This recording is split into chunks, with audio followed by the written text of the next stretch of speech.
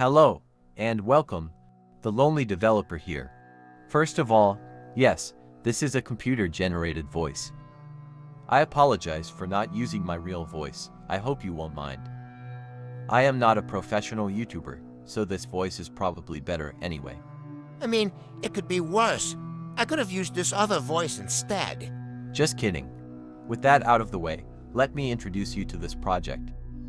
I will start by briefly introducing myself, as you probably have no idea who I am. I am an independent game developer from Romania, making games since 1996. My most popular game is The Lonely Hacker, a hacking game with over 5 million downloads. I have made hundreds of games in my career, but this is my biggest project so far. Okay, so what is this project exactly? As you probably guessed, this is a VR game. You could define it as an open-world exploration game with survival and shooter mechanics. If you are familiar with Stalker 2 or Into the Radius, you can imagine a mix between the two. In this video I will mostly focus on the graphics part, but I will tell you a bit more about the game in general. So, what exactly are you looking at? This is a flyby camera, showcasing the scale of the game's world. You can find more videos on my channel if you are interested to see the game's mechanics like weapons and combat. While, obviously, mechanics are very important, they are not difficult to design. For any experienced VR developer, things like weapons and combat are relatively trivial. This is why there are so many first-person shooters for VR. Please note that I am strictly speaking about handling weapons and shooting. More complex aspects like realistic artificial intelligence-driven enemies are indeed pretty hard to develop. This is why most VR shooters have zombies, as they are pretty simplistic in their behavior. In this game there will be no zombies. I will comment a bit later about the enemies. That being said, there are things missing in the current VR gaming landscape. Challenges where I believe I can leverage my skills to make a meaningful impact. To start with, there is the optimization problem. Most modern VR games, and games in general, suffer from a total lack of proper optimization. So one of my main focuses while developing this project was performance. The VR market is small, so making a game that will only run on the most expensive hardware just does not make sense from my point of view. Instead, this game can run at a decent frame rate even on a $300 graphics card. I am developing it on a 1660 GTX, which is the lowest tier graphics card that is VR capable. This way, I make sure that the game is as optimized as possible. If the frame rate is not satisfactory, I optimize more, or change the design until I achieve the required performance. While this might sound easy, I assure you, it is not. Creating the rendering pipeline that you see in action in this video took over a year of work. Then, we have the problem of scale. Currently, most VR games have very small maps. This leads to a huge number of loading screens, which is extremely immersion-breaking in VR. To solve this, I have worked for almost another year to create my own world streaming system. This allows me to make huge maps without hurting the performance of the game. So far, the game's world is 16 squared kilometers. As far as I am aware, there is no other VR game with such a big map and no loading screens. Furthermore, I can keep expanding the map as much as I want, without it affecting the overall performance. I have tested this with a 150 squared kilometers map, and had the exact same frame rate. World streaming is actually what makes most modern open-world games possible. While this is nothing new in the gaming industry, I haven't seen any VR games that do this so far. Extreme optimization is also nothing new or groundbreaking.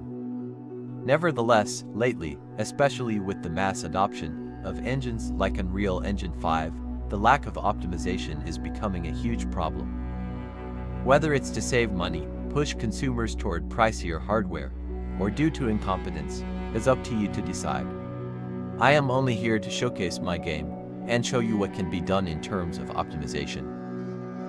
You may have recently seen videos on YouTube from Thread Interactive, which dive deeper into the issues modern games face. While I agree with most of what they say, it feels like a lot of barking with no biting. I prefer to bite. Everything you are seeing is running on ultra settings, with no temporal anti-aliasing or upscaling. This means no DLSS, no frame generation, etc.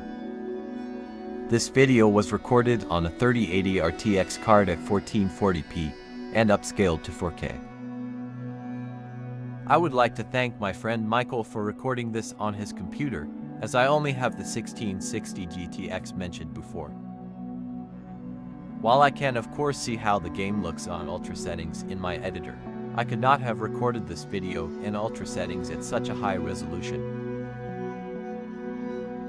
You can see the frame rate in the upper right corner. Note that during this test, the streaming system is off. This means that the entire map is rendered in each frame, the entire 16 squared kilometers.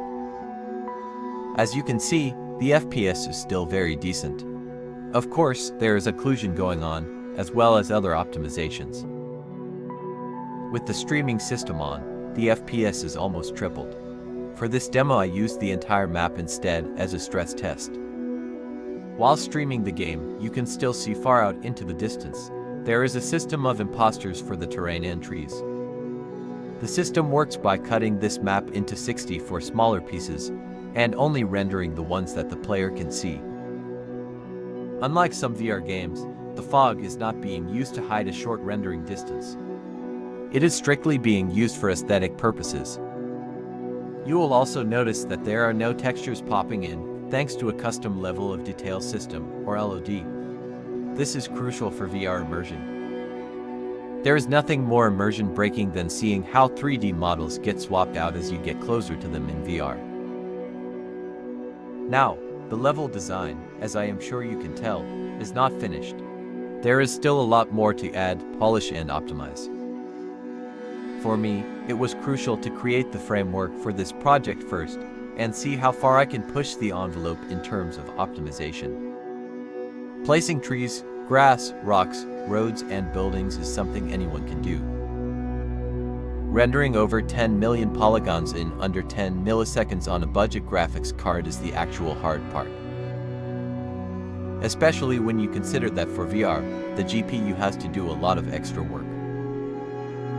It involves writing custom shaders for the terrain and objects, as well as for the dynamic sky with the night and day cycle, creating up to 5 variations for each 3D model, with different polygon counts, and much more. There is also a lot of work that goes into things like the lighting and shadows. I will get into more technical aspects at the end of this video, if there is time. I don't really have a script for this video, I am just adding things as I go. As I said before, I am just a game developer, not a YouTuber. Now, let's go over some other aspects of the game, like story and mechanics. The story, while not 100% refined yet, is inspired by the book Roadside Picnic. This is the same book that inspired the Stalker games, as well as Into the Radius. The common theme here is the concept of the zone, a place where the laws of nature are bent and broken. A place filled with dangerous anomalies and artifacts, offering a haunting environment for the player to explore. It will not be just the enemies that are trying to kill you, but the zone itself. Okay, so what is this zone, and what are its origins? In Unforeseen Consequences, the zone was formed when the world's best scientists constructed a massive underground particle accelerator. The particle accelerator was so powerful that it created a resonance cascade in the fabric of space-time itself, creating the zone. If you are a Half-Life fan, you will get the resonance cascade reference. By the way, yes, the name of the game itself is also a Half-Life reference. One peculiar feature of the zone is that it loops around itself, trapping everyone inside forever. This means that you can walk down this road through this valley as long as you want, and you will still end up where you started. As a matter of fact, you can walk in any direction you want, and you will still end up in the same place. This is achieved in the game with a seamless terrain looping system that I created from scratch for this purpose. Besides having a huge map, it was important for me to not have any invisible walls in this game at all. Any place you can see, you can reach. But go across those mountains in the distance, and you will reach this exact same valley again, and again, and again. Your mission will be to explore, investigate, and try to find a way out of this space-time loop. All while avoiding deadly radiation and anomalies, and other dangers that the zone will throw at you. Another mind-bending aspect of the zone is its ability to reset reality to a specific point in time. For example, there is a strong military presence here, soldiers sent in to take control of the zone that got trapped inside it, just like you. You might eliminate all the soldiers in one area, only to come back later and find them alive and, well, ready to shoot at you again. You do, however, have contact with the outside world. Some of the scientists were lucky enough to be outside the zone when the event happened. This small group of scientists will help you as much as they can, by radio, while hiding from the authorities who blame them for the disaster. They will send you supplies and weapons sometimes, with the help of drones that can sneak into the zone, as mechanical objects seem to not be affected by the time-space loop. In exchange, you can send them artifacts that you find, although you might want to keep some for yourself, as they have interesting side effects. Some will protect you from radiation, for example, while others can even allow you to slow down time during combat. Now that you know a bit about some of the enemies, we can talk about them in depth. Specifically, the military.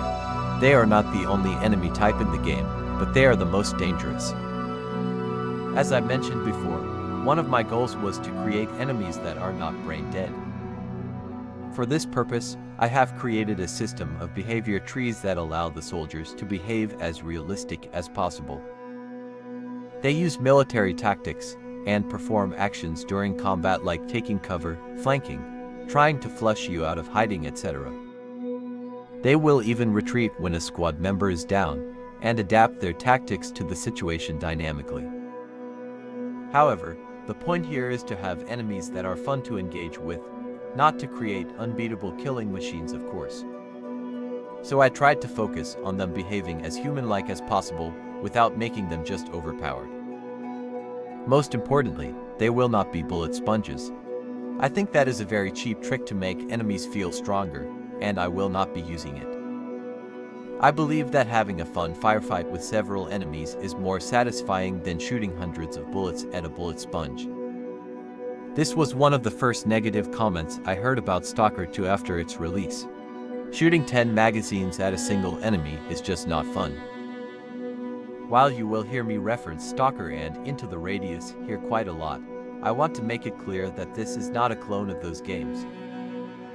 They are similar in mechanics and overall play style, but my goal was not to copy them in any way. Stalker 2, for example, looks much better than my game. I am fully aware of this.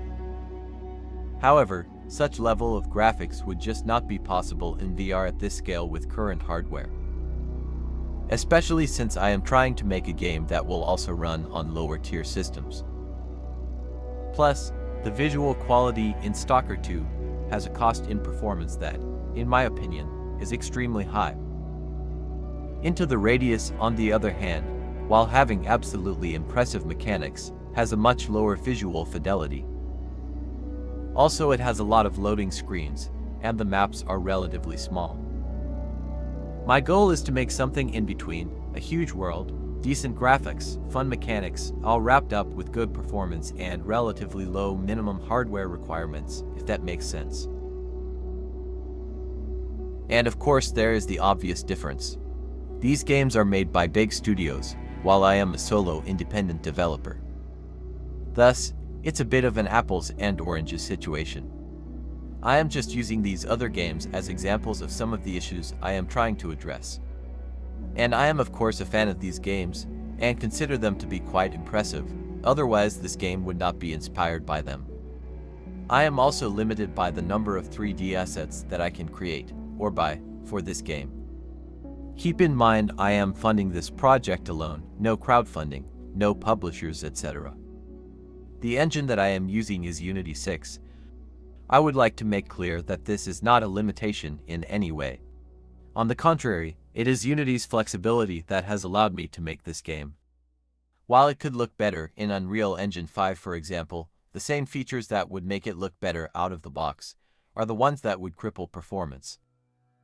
This does not mean that Unreal Engine 5 is worse than Unity 6. There are examples of games with awesome graphics that are also very well optimized. Truth be told, having worked with both engines extensively, I can tell you that they are both equally capable. The problem comes when using features like Lumen for the lighting straight out of the box, with no consideration for performance.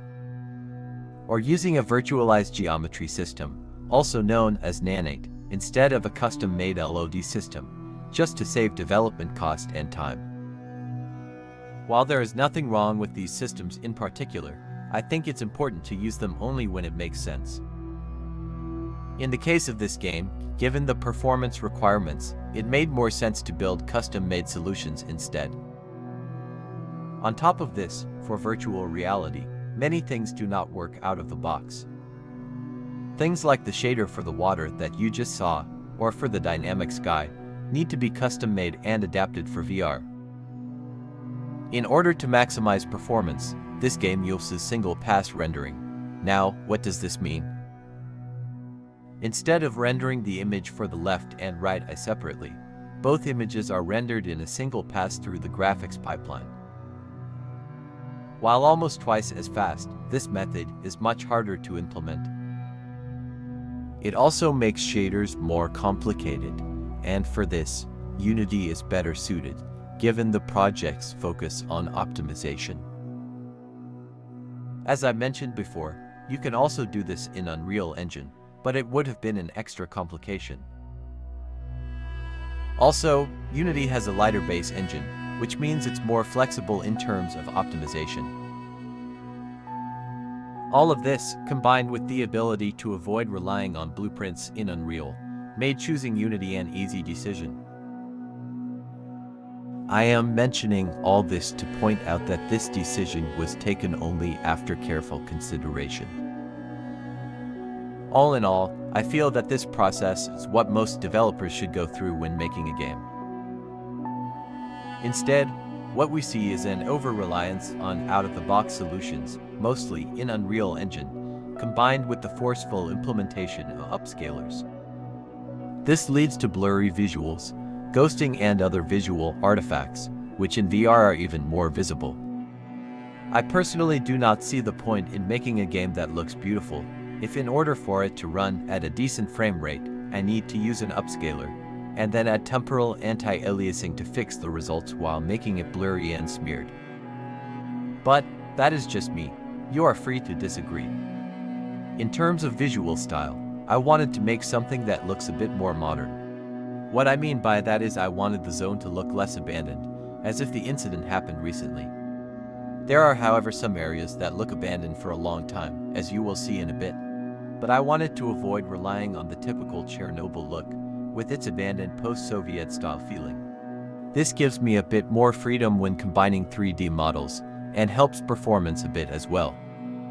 This is mainly because things like overgrown vegetation would have an increased performance cost. I also wanted to avoid the dark tones and color palettes commonly used in the Stalker games and Into the Radius.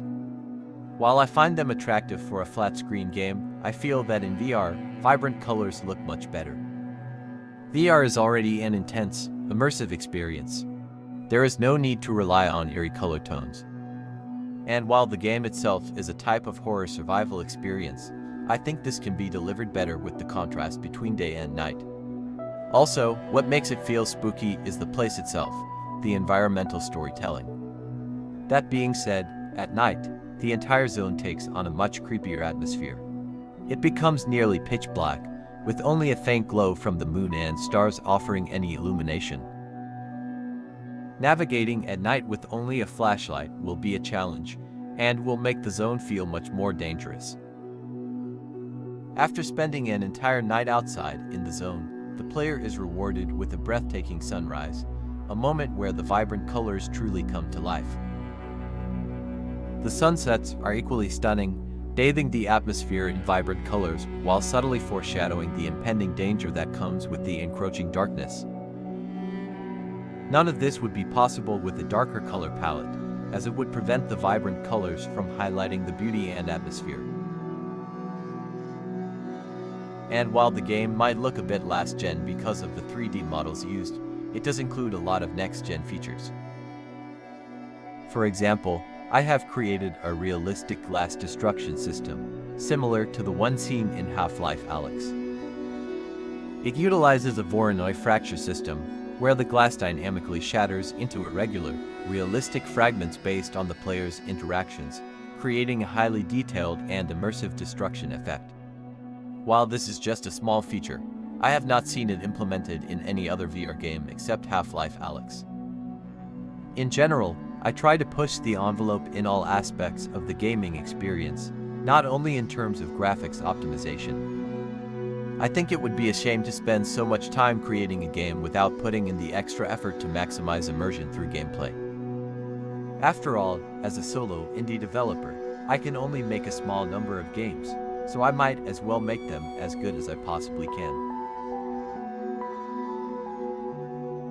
One advantage that I have though is that I do not need to meet any deadlines or publish an underpolished game. This being said, it will be available soon in an early access version, mostly because I put a lot of value on early feedback. While these two statements might sound contradictory, what I really mean is that there will be no cut corners in the development of this game. So now that we went a bit over some aspects of the game in general, let's discuss graphics performance in a bit more technical detail. While there is a lot of focus on achieving a high frame rate on low-end graphics cards, there is also a lot of effort that went into quality. Performance and quality do not always have to be opposite ends of a spectrum. I tried to focus mostly on details that matter in virtual reality. One such example is the anisotropic filtering, combined with mipmap streaming. I have built a custom system for this that allows better management of mipmaps with high anisotropy. Okay, so what does this mean? Well, in general, seeing textures at an angle makes them blurry and smeared, basically.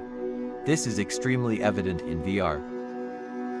Mipmaps are a collection of several versions of a texture at different levels of detail, each progressively smaller in size. Anisotropic filtering is what makes textures appear clear even when viewed at oblique angles, such as roads, floors, the ground textures, etc. The problem is that this technique is expensive in terms of performance, so I needed to create a system that is fast, but does not sacrifice quality. By linking the level of anisotropic filtering with the mipmap streaming system, the textures now look clear and sharp when viewed up close at any angle. On top of all this, aliasing, we're seeing jagged edges on objects, is very immersive breaking in VR. To solve this and avoid expensive solutions like temporal anti-aliasing, I designed an anti-aliasing solution built from the ground up for VR. It is a combination of morphological anti-aliasing and subpixel sampling. The result is a high-quality edge smoothing solution with minimal performance overhead, resulting in a sharper and cleaner image compared to other techniques. For the lighting, I have designed a comprehensive solution that is directly linked to the sky shader. The shader uses a realistic Rayleigh scattering model that simulates the correct lighting conditions for the scene at all times. It also allows accurate lighting to be portrayed during storms, rain, snow, etc. The clouds are dynamic and also contribute to the scene's lighting for a more realistic touch. This system also ensures accurate lighting during nighttime, when the scene is lit only by the moon's light. As most features in the game, the entire lighting system was built from the ground up for VR. All the lighting is done in real time. There are no baked light maps at all. The shadows that you see are also rendered in real time, with the highest quality possible. While this is a more costly approach in terms of performance, all the other optimizations provide more than enough rendering overhead for it. It also allows for very fast iteration speeds while working on the level design, making the entire development process more streamlined. An extra bonus is the small size of the game, as having baked light maps for the entire map would result in huge files even with low quality presets. There is a point of balance as well to consider here, as having huge light maps would also require more memory from the graphics card, hurting performance instead of boosting it. Another distinctive feature is the vegetation of the game and its high density. The map is full of trees, grass, bushes, flowers, etc. This presented an unique challenge in terms of performance optimization. Custom shaders had to be written for all the vegetation to allow for fast rendering while also having features like bending in the wind. While this may sound trivial, it was a very important part of the performance boosting process. Vegetation is one of the most expensive features in terms of rendering. Please keep in mind that what you are seeing in this video is not the finished map, so the vegetation and its placement is far from final. Some places are a bit more polished than others. This is also because many locations are just placeholders, and will probably be moved around, etc. And, as I said before, yes, dense vegetation is nothing new in video games. On the contrary, many modern games have vegetation that looks even better. But I have not seen or played any VR games that have such a high density, especially on such a huge map. In this particular case, I wanted to avoid having awesome-looking vegetation at a huge performance cost, and went with a more balanced solution. Regarding visual quality, everything you see is rendered using 64-bit precision HDR mode. The custom anti-aliasing solution used is running at 8x, and the render scale is set at 1.2. Having a render scale higher than 1 is actually the complete opposite of using an upscaler. In the industry, this is called supersampling, a term much less popular than upscaling, sadly. This means that the image rendered internally by the GPU is actually bigger than your monitor's resolution, and then downscaled. This is enabled in the game when using the ultra graphics settings, resulting in an extremely sharp image in VR with excellent anti-aliasing. It can of course be turned down or off in case you have a more modest GPU, and you can even use an upscaler like FSR if you want. The option will be there. The maximum draw distance is set at 5 kilometers. All of the textures for the ground and buildings are 4K in size. Other important objects, such as weapons, the player's backpack, etc., are also 4K. This ensures that the maximum quality achievable on any VR headset is always achieved.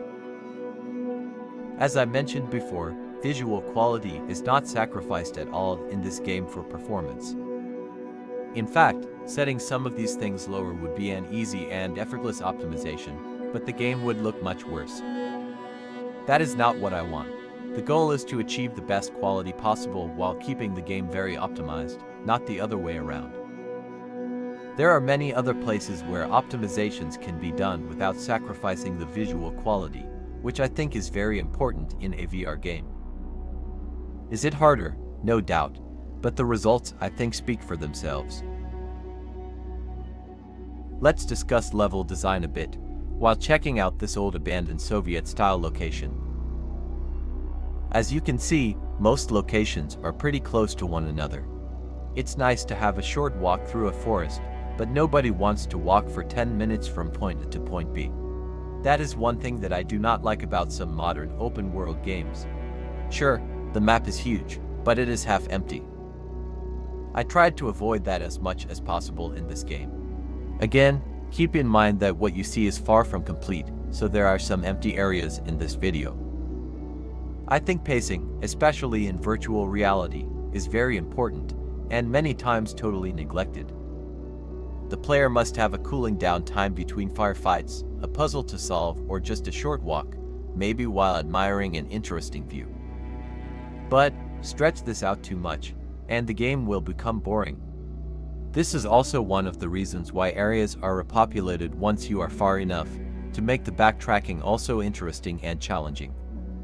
All of this will be carefully adjusted and tweaked, of course, through intensive playtesting.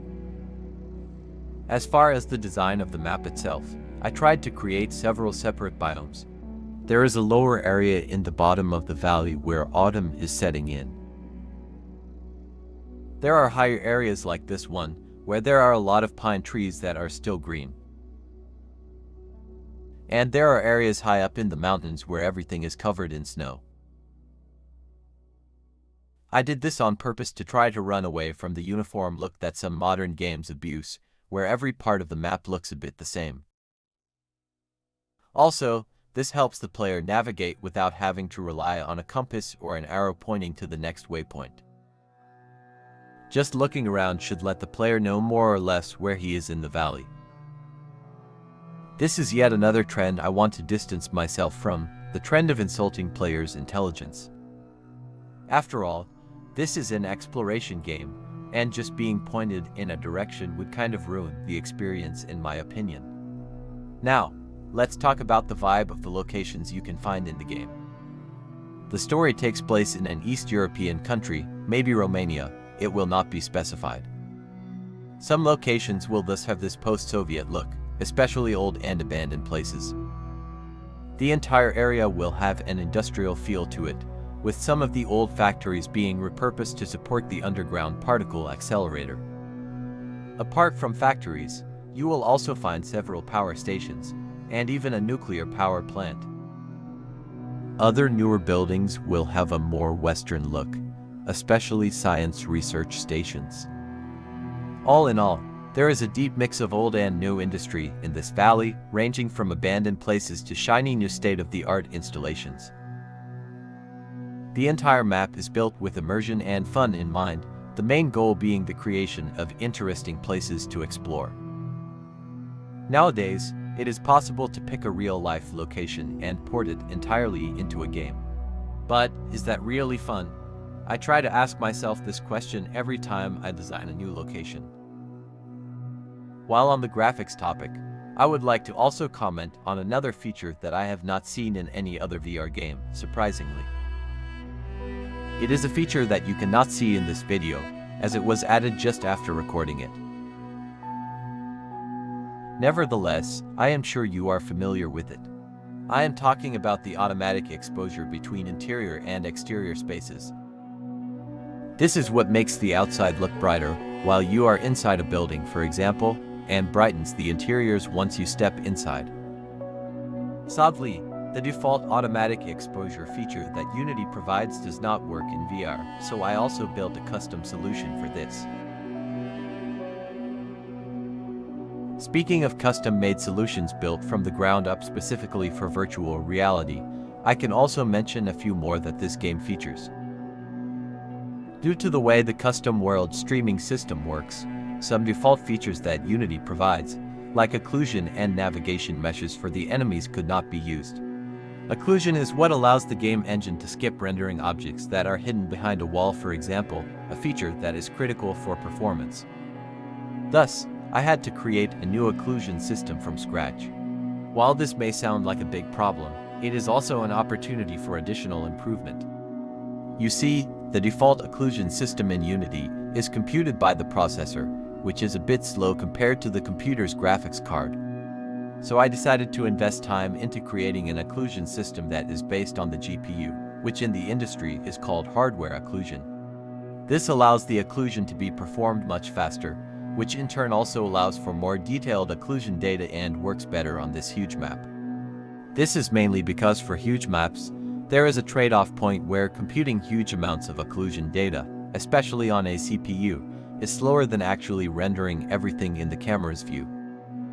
The system I designed also accounts for correct transmutation of the data to a new location, thus allowing the world looping system to benefit from the occlusion, a feature that the default Unity system did not provide. Similarly, I also encountered the same problem with the navigation meshes or maps for the enemies that are controlled by artificial intelligence. Basically, these navigation maps tell the enemies where they can or cannot walk, so that they do not walk through walls, etc.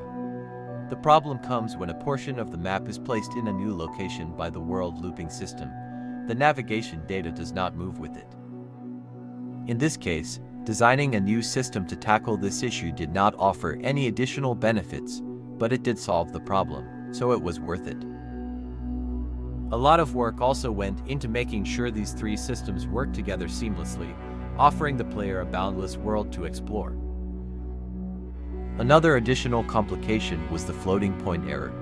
This is a big problem in big open world games, and all developers need to work around it. Since most game engines use 32-bit systems, this means that the further you go in the world, the less accuracy the positions of the objects can have.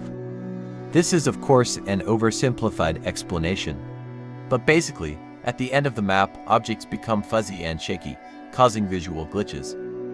Obviously, in a world where you can travel in the same direction infinitely, this is a huge problem.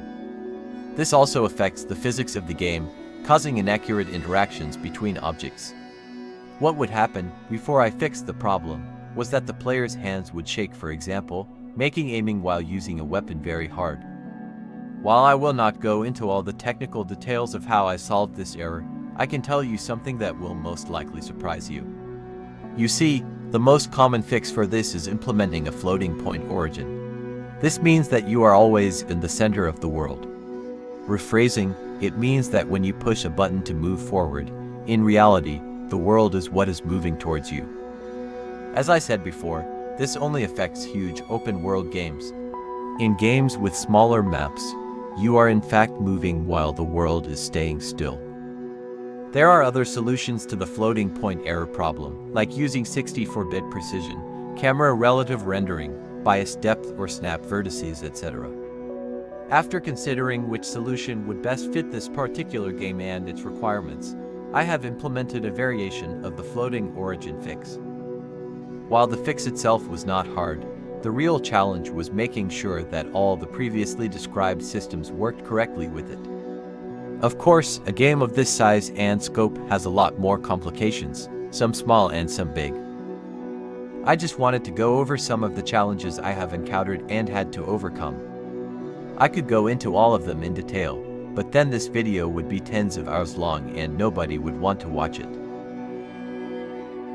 If you got this far into the video, I would like to thank you for your interest in this project. And if you want to try out the game, you can email me and ask for a free copy. You will need a VR headset, obviously, and a VR-ready PC. This is my email. Pause the video if you need to write it down.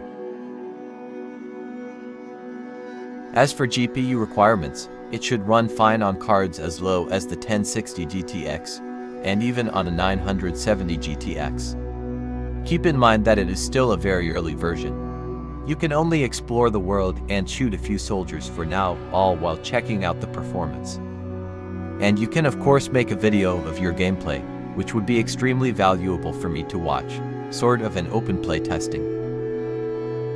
I will offer free demo copies up until the release of the early access version, which will be available on the Meta Store, as well as on Steam. You can also subscribe to my YouTube channel, where I will post more updates on the game's development from time to time. That being said, thank you again for your interest and for watching this video. I will let you enjoy the last part of the video with the background music instead of this annoying voice. I hope you have a great day, and I will see you in the next video.